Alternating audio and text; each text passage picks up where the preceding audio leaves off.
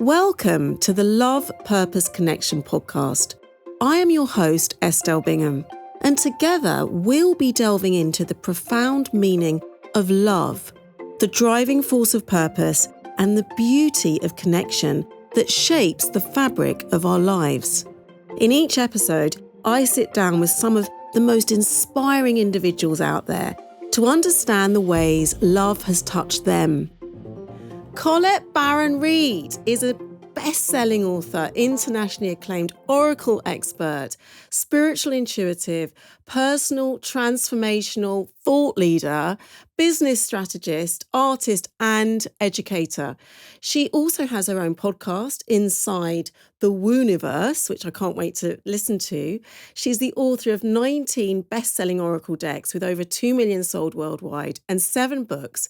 Colette's greatest joy is teaching people they can have a direct and personal dialogue with the universe. And she really helps them create the most fulfilling of lives. Colette, I'm absolutely so excited to see you and, have you here with all of these incredible parts of who you are. I had the honor of meeting you actually last year. We met, didn't we, at that Yeah, we had so much fun.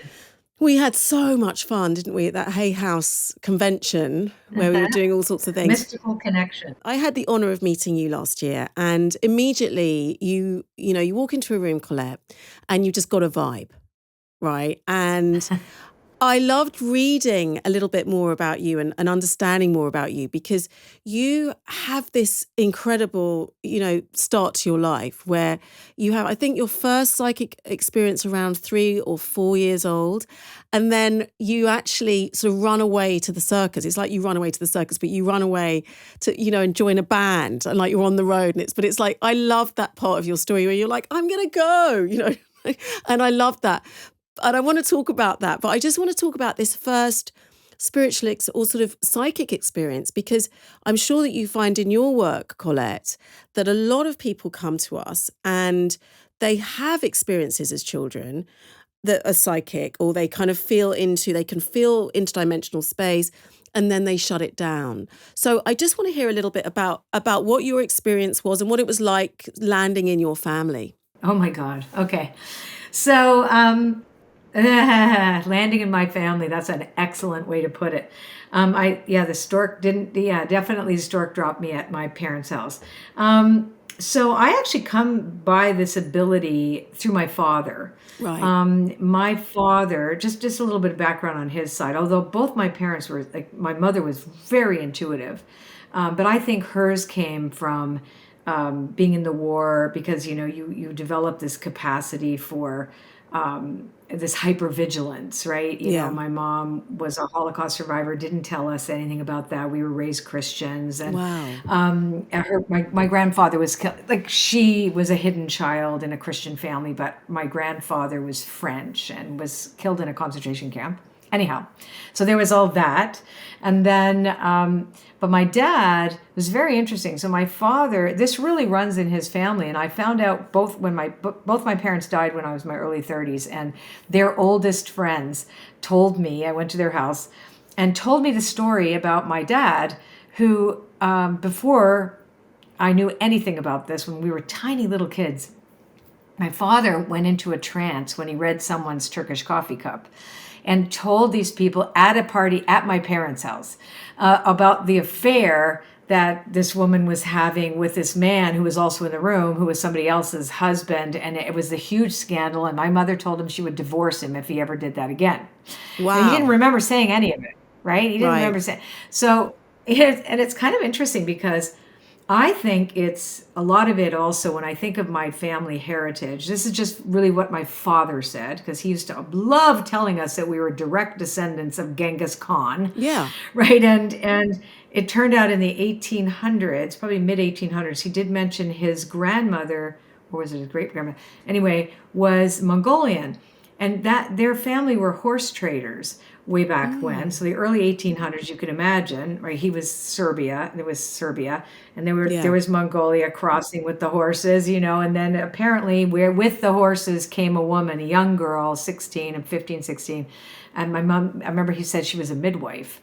And so she got traded with the horses, basically, right? And Mongolia is very, very unknown to most people. What their life is like, their spiritual viewpoints or their folklore. They're a shamanic culture, so it makes total sense how my dad got all his abilities and how I got it. But again, we know very little about that side because it's very hard to find out. Anyhow, Yeah. so when I was 3, because I wasn't in nursery school yet, I started having recurring dreams. And the recurring dream that I had was these skinny, skinny people all lined up, and it would always be the same dream, lined up at a table. And the table was very dirty, and there was a man, a very skeletal looking man sitting at the table, and there's a pile of teeth. Now I know they were teeth because I had lost a tooth, and I knew what a Yeah. tooth looked like, right? Because at that point I'd lost some baby teeth, right? And then there was a pile of them there, and there was a pile of gold. And I was like, oh. And then I smelled, this awful stench, this stinky smell. And then I saw snow, like it was kind of gray snow. And then I would wake up and crying, and I would run to my mother. And my mom always picked me up when I had nightmares. This was the only time I felt her rejecting me. So I'm a little kid, right? We know this, right? We feel our family. We feel our parents because we're completely dependent on them. Yeah. So I remember her reaction to me around that. And it was like she shut down and whatever, and like, it's fine, it's just a dream, go back to bed kind of thing, right? So that happened until I was in nursery school, in kindergarten. So a couple of years off and on is when that happened. And I only found out when I was 25, when my father had lost all the family's money in a bad deal. That wasn't his fault. But literally everything in the house was going to be taken by the bank. And my mother, they had too much to drink. And my mother saw me wearing a cross that she gave me, by the way, that she bought. And it was a beautiful Russian cross with topazes in it. She goes, take that off. And I said, why? She goes, because you're a Jew. And I was like, what? Oh, right? wow. So I'm like, I'm a what? Right? So it's like, yeah, but obviously it was very interesting because it was her father that was Jewish. Her mother wasn't Jewish because I went and did some genealogy stuff on it. But Yeah. because she was hidden in Berlin during the Nazi occupation, if you even had a drop of Jewish blood. So the father, it didn't matter. But according to Jewish people, It's through the your mother mother's has line. to be Jewish. Yeah. It's through the mother's line, right? So I'm Yes. like completely freaked out and confused because anyway, but it was that she what really came out from there was that she had suppressed her identity, and she was always afraid of something happening. And I certainly got a lot of compassion for her, but it made sense about the nightmare. And she goes, no, those dreams you had when you were little, that's what you were dreaming about. And so it turned out that in the camps, Yeah. they would pull the teeth out of the people they were going to get gassed, and they would make jewelry out of the gold out of the teeth, right, and make trinkets for the SS officers' wives and girlfriends.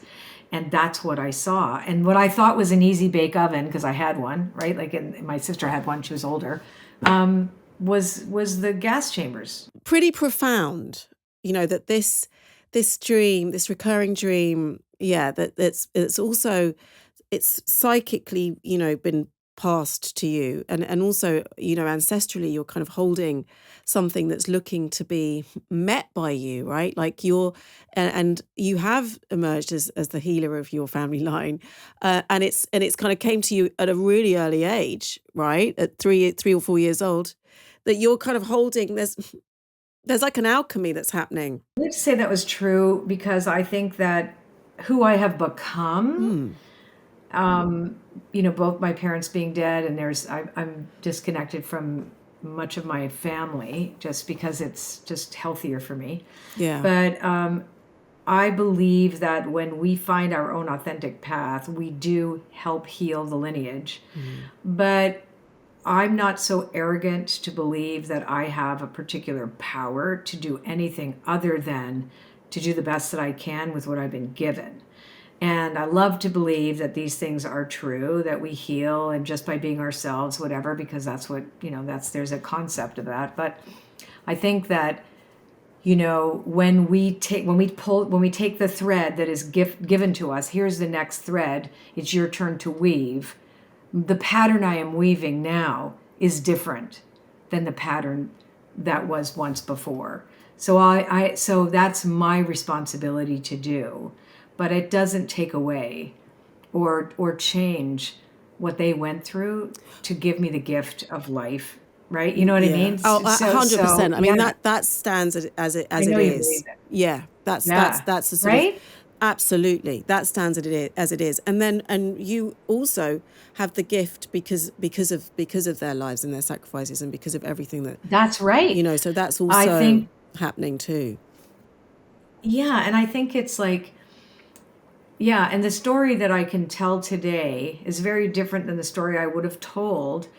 So I've been doing this work for 36 years full time, full on. Even though I made a living as an artist also, and I am an artist, and I was a music artist as well, and I had some albums out on now Universal Music.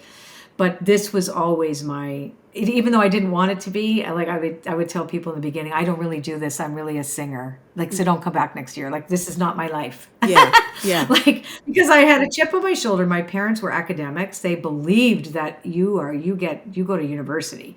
So I went to law school. Right. And I was supposed to be a lawyer. And it was the biggest disappointment, I'll say. And then I got into trouble. So yeah, I mean, I had a very violent experience when I was 19 that took away my power to choose.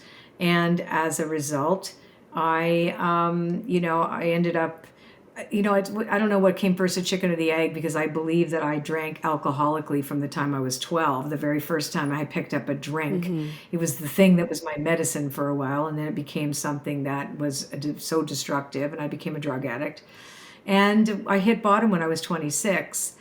And 1986, January 2nd, actually, is the last time I ever did. It was when I woke up sober, and I've been clean and sober ever since. But Which is I had huge. to go. I say, yeah, It is it huge. is. It's going to be Every 39 day. years. I mean, congratulations on that, right? It's huge. Yeah, and it requires me to constantly take inventory, be the best version of myself I can, and really surrender to a power greater than myself. And that has been for me the guiding principle of all the work that I do.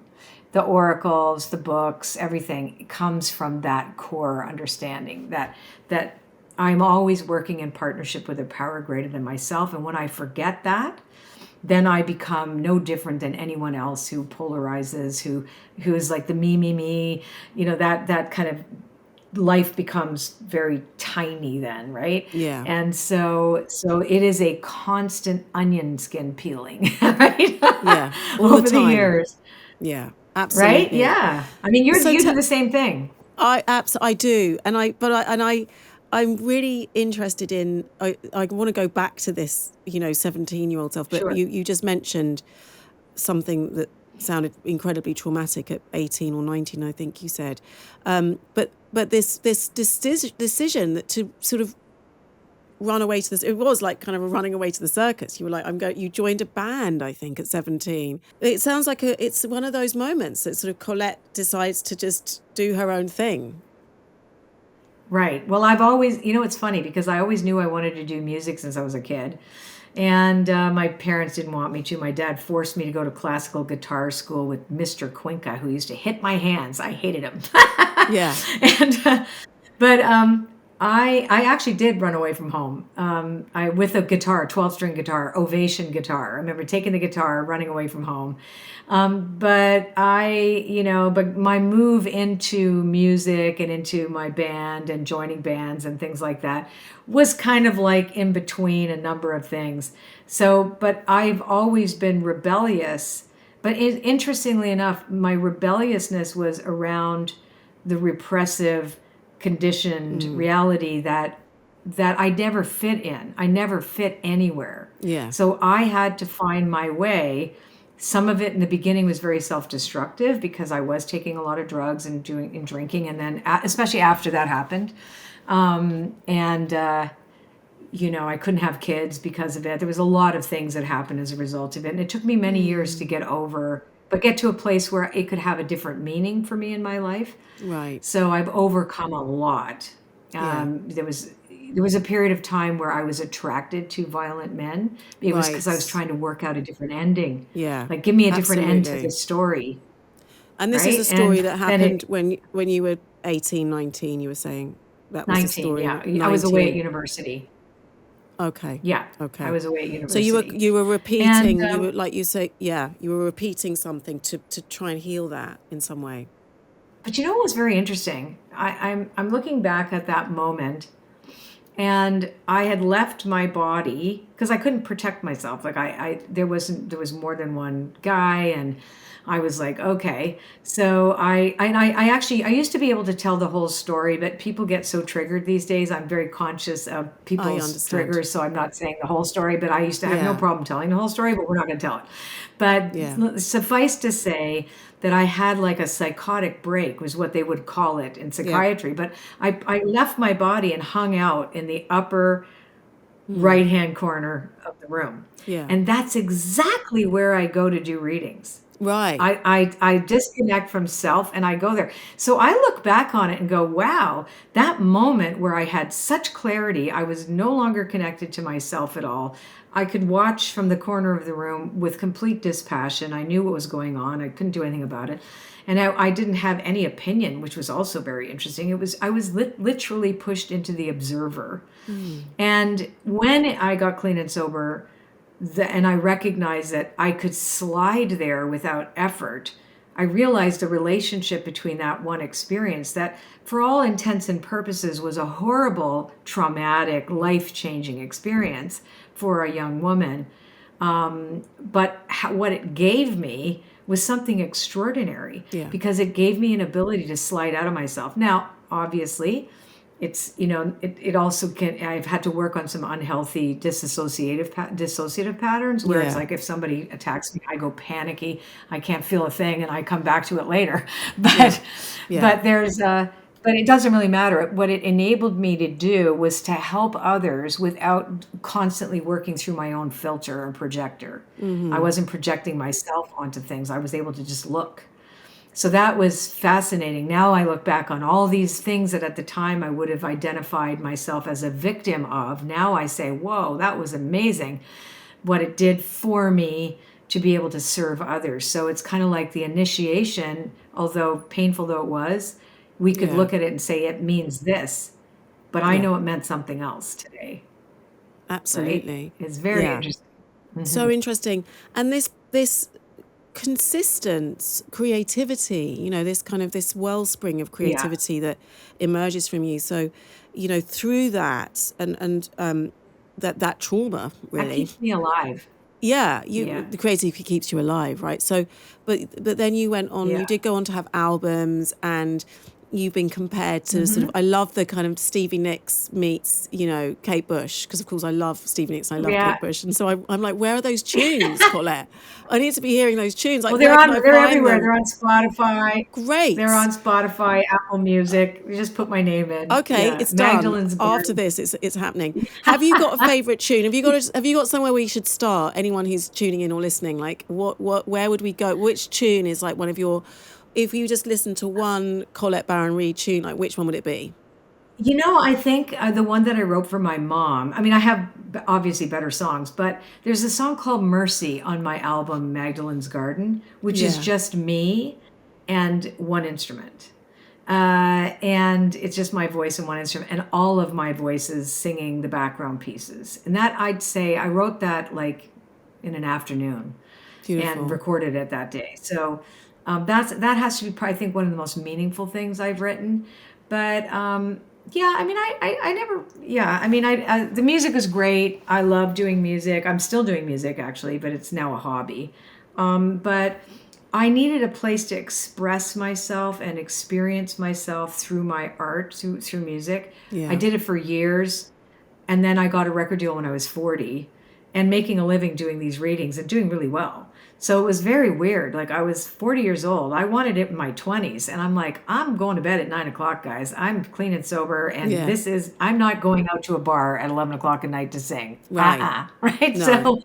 So it was hard. And I had to walk away from it because it would have eaten me alive. I wasn't cut out for the business of music. Yes. Doing the music, yes. Recording the music, 1,000%. I've sung backup just a few years ago on a heavy metal band with a Amazing. background. And oh yeah, I still do stuff like for fun. I don't even put my name on things, and I have the time of my life still. I love it. But to create a business out of it or a career, it's sexist. It is misogynistic. I was always constantly terrified about my weight. Like all of this, the external focus and the difficulty for a woman in the music business and pop music is really hard. And I outgrew it. So I aged out anyway. Right. So, but this is what called me. It was funny because I got my book deal with Hay House Yeah. when I was recording my second album, and I was like, I can't do both of these things. Like, well, how do I get a book deal? I don't even know how it all happened. It's just like my career in this world has been the weirdest, most amazing thing. I've never done anything to try to have it. I've just followed the crumbs into grandma's forest, right? Yeah, which is perfect. And You I just followed said the yes, signs. okay. I just Yeah. followed the signs. And the other career, I pushed, I cried, I manipulated, it was the worst experience, pushing, hustling, trying to make something happen. And when you're in alignment with your true path, it just happens. It just It falls happens. into And it doesn't place. matter how, yeah. And for me, I measure success in how creative I can be. It's not about how much money I make. It isn't really even about, I certainly don't care about followers on social media. My poor company hates that I'm like that, but I'm like, oh, do I have to do something? Yeah. I'm like, I don't care. I Yeah. really don't care. I'm very boring. I'm middle of the road. I don't do anything controversial. I could give a shit about Yeah. any of that. Yeah. I make no opinions on things because it's none of my business. I'm Right. like here to serve. I'm the sanctuary at the side of the road when people get tired of all the BS and they get tired of the polarization, they get tired of the arguments, they get tired of their opinions, they come hang out with me. Oh, I Because love that's not what we that. do.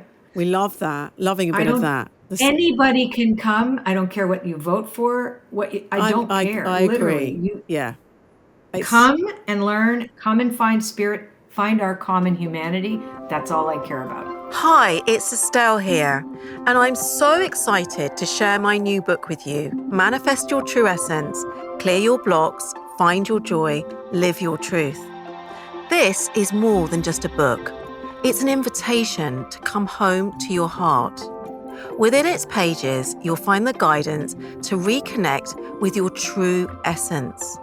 Through gentle meditations, heart-centered practices, and soulful wisdom, you'll learn how to release old patterns, embrace your divine spark, and manifest a life filled with love, purpose, and connection. You can order Manifest Your True Essence on Amazon or wherever books are sold and begin the sacred journey back to your heart today. Remember, you are love, you are light, and you are infinitely powerful. That's all it's about, That's all I care Colette. about. It's about, Yeah. it's that ultimately, we're not in separation. We have to understand or be with No. the common humanity. But I love the idea of the sanctuary at the side of the road, because we need one, Yeah. and we all need one. And actually, we so need one right now. It's huge. And It's mine is fun. it's yours. And I just say, it like, feels like fun. no one is allowed. I have, even in my mastermind, which I run a group of 20 women actually we have one guy this year, for 7 months. I have my mastermind. I have a membership site with 4,500 people in it. And I have my school. No one is allowed to talk about politics, talk about identity politics, any kind of politics, right? Everybody must respect each other. If anybody steps out of line, they're gone. Right? We don't ever discuss who we, all of those kind of things, anything that separates us, we're there for one common purpose: to grow spiritually, and also, I mean, certainly we're there to support one another. So we talk in generalities in some ways about when people are afraid. They might be afraid of something that's political, but they don't say what it is. And it boils down to our human capacity for compassion, right? And when you take away those things that separate us, like you have no idea, like in my mastermind, it's a small group, everybody gets along. None of them know that, because they're Americans, right? That they're Democrats or Republicans. They don't know. And they love each other. Yeah. And they have the best time. And they're not allowed to tell each other who that part. Well, that's the secret so it's like, to success. right? Yeah, 100%. 100%. Just taking those barriers to love away and creating a safe container where people can just feel into what that feels like, you know. And it's a rare thing, and it's a wonderful thing. It's a gift. But I also have my own personal opinions. I just don't share them on social media. I don't think it's useful. Nobody cares what I think. We love the fact, Colette, that you are so clear about your boundaries. You know, it is something that you really bring to your work. You can really feel that in your work, actually. Your work, it feels so... I wasn't always like so that. held. I get that. Like, I get that from reading your bio and understanding about your story, a little bit about your story, and how you've grown to really inhabit your boundaries and your sacredness. You know, you've really grown into that, and which is why now that's your medicine. And I love also just this part of you that does, you know, when you said creativity saved me, whether it's the music, whether it's the art. I mean, you did become an aromatherapist at one point, and that's when you started to do readings, and then you sort of, like, these signs, you know, you happened upon, Hay House found you, or however that worked. And we love, I mean, literally. I feel so honored to be, you know, an author at Hay House now, so much more recently, like last year. But it's an interesting place, I think, because of the Louise Hay's legacy, where, you know, what we love about her is her inspiration, how she'd just do things at any age, right? I mean, she started Hay House when she was, I think, in her 60s. I'm 66. Right.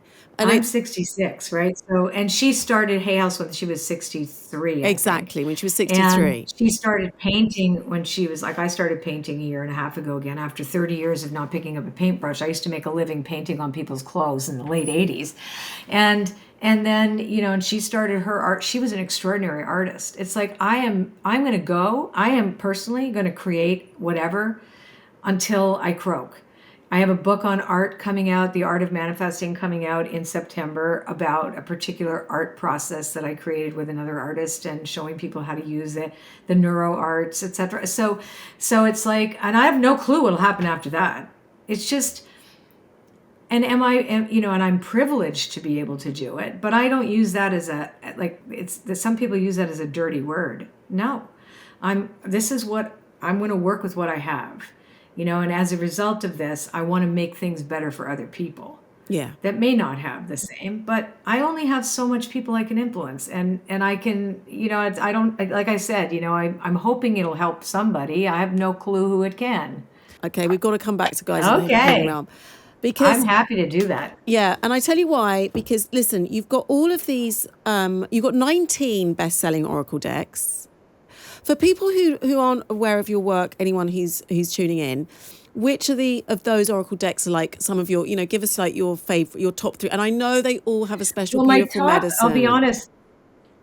This is the one that I teach with, Wisdom of the Oracle. This is a pocket size. Okay. This is the one that I recommend anybody first getting into my work. It wasn't my first one by any means, but it is the one that I teach with, and this is the one that's sold the most all around the world. The other ones that are spirit animal, which my father taught me about spirit animals when he taught me how to read Turkish coffee cups when I was like 13, 14. Right. And told me about that because that's part of Slavic folklore. Right. As well as other cultural, you know. Yes. They have it everywhere. So this came from my father. So I did spirit animal. That's very popular. But this particular deck, Guides of the Hidden Realms, this is my art. This is the first time I did my own art. So, and these are huge paintings. I channeled this entire deck a couple years ago. I just needed something. I can have anxiety. I'm an empath and I pick up stuff from people or like the collective. So it's hard sometimes to get grounded. So I said, you know what, screw it. I'm going to take a painting class. Me and my friend, who's incredibly talented, my friend took a class together on Zoom, right? And I literally did half the class. I didn't even learn the whole thing, and I just took off like I did my own thing. I went half through half the steps. I'm like, that's it. I'm off. I'm like, so then Wow. I did 4 or 5 of these, and they just came to me. These faces, these beings. They were so present.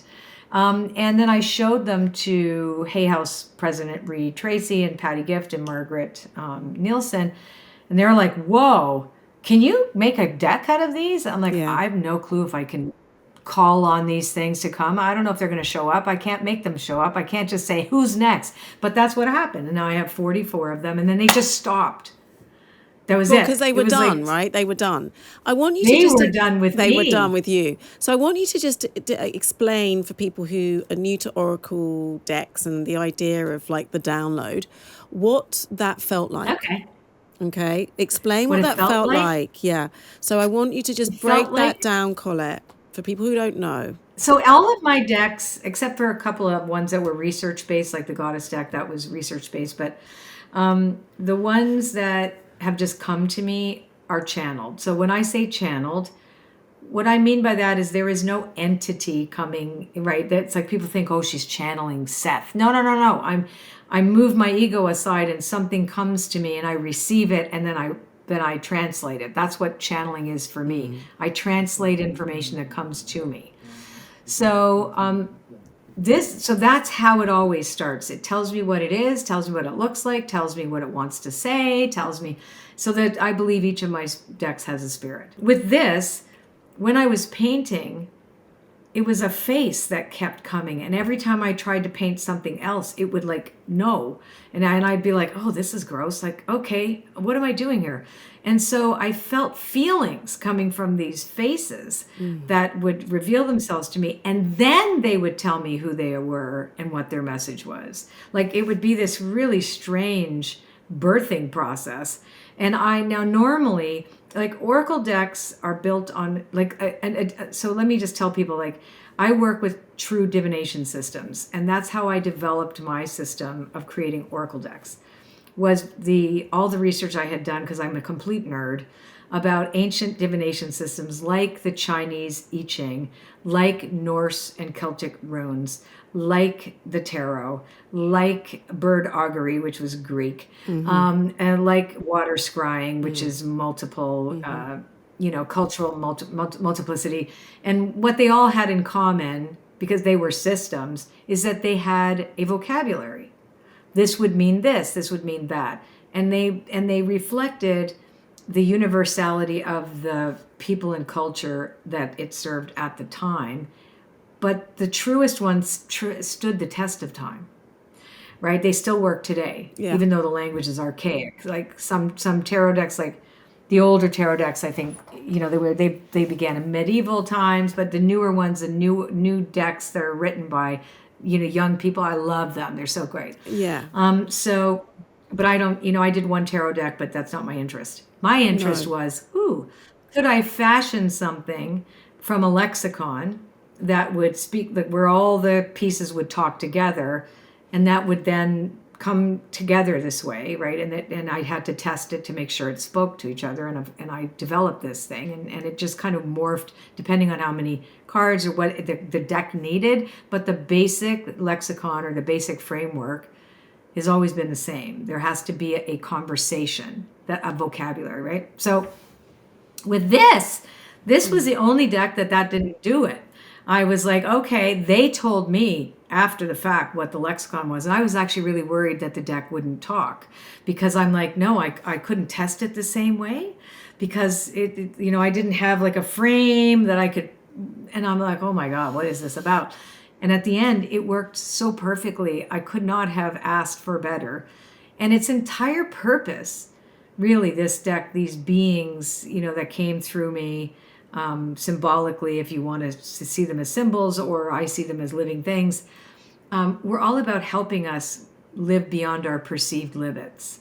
live beyond the imposed limits, the conditioned limits that we tend to see the world through, either our social conditioning or constructs, or, just how we experience life and what we expect from life according to our emotional and psychological and activity that we engage in, right? So there was more, that spirit held something more for us, and that this was their purpose, was to show us that.